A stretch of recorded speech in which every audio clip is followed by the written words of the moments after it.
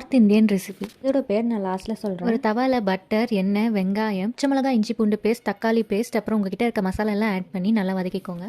White எக்கை நான் cut பண்ணி இதில் ஆட் பண்ணியிருக்கேன். கொஞ்சம் கொத்தமல்லி சேர்த்து நல்லா பெரட்டி தனியாக எடுத்து வச்சுக்கலாம். அதே தவால ஒரு ஆம்லேட் போட்டிருக்கேன். அதுக்குள்ளே நான் ஸ்டஃபிங்ஸ் எல்லாமே ஆட் பண்ணிக்கிறேன். ஸ்டஃபிங்ஸ் மேலே ஒயிட் எக் துருவிக்கிறேன். அதுக்கு மேலே கொஞ்சமாக சீஸ் ஆட் பண்ணி கொத்தமல்லி ஆட் பண்ணி க்ளோஸ் பண்ணி தனியாக வச்சுக்கலாம். அதே தவா நான் வாஷ் பண்ணிவிட்டு திரும்பவும் பட்டர் ஆட் பண்ணி ஆயில் ஆட் பண்ணி மிக்ஸ் பண்ண ப்ராசஸில் வெங்காயம் ஆட் பண்ணி அது கூட எல்லா மசாலாஸும் கொஞ்சம் எக்ஸ்ட்ராவாக ஆட் பண்ணிக்கிறேன்.